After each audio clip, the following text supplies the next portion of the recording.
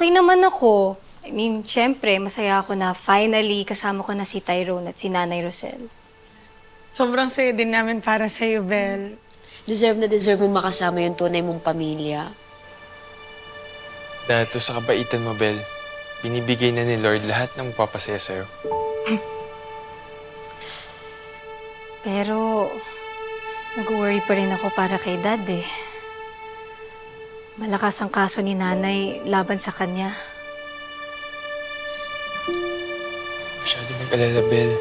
Everything's gonna be okay. Yeah. Go ahead na. Update mo na lang kami. Hello sa inyo. Ay, hello po, tita. Paalis na rin po kami. Ha? Ay, naku, wag na muna. Magstay na muna kayo. Okay lang naman. Okay lang po, tita. Baka kailangan niyo po ng time para mag-bonding. Maraming salamat sa inyo, ha? Kasi naikwento sa akin ni Belle na naging totoong kaibigan daw kayo sa kanya. Kaya gusto ko magpasalamat sa inyo. Wala po yun, tita. Thank you po. Sige po, ulit po kami. O, sige. Mag-ingat kayo, ha? Thank you po. Bye po, tita. Sige. Sa susunod po Bye-bye. ulit. Bye! Bye! Thank you all.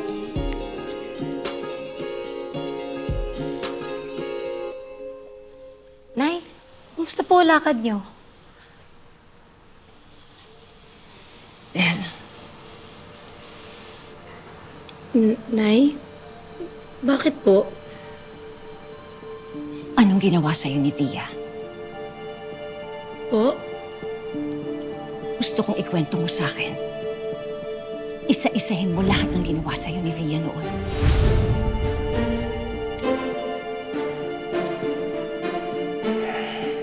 Ito na yung subpoena. We only have 1 week para sagutin ito. Yung kasong sinampan ni Rosel. Kidnapping. Pero, kuya, kidnapping talaga? Mabigat na kaso yun. Nakausap ko na si Attorney Mark. Papunta na siya dito. Kuya, ayaw kita makulong. Basta ihanda na natin sarili natin. Ako handa akong magpakulong. Kasalanan ko naman lahat eh. Kaya ayoko nang labanan pa si Rosel.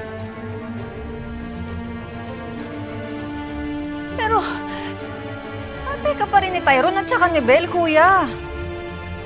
Sana naman maisip ni Rosel yun.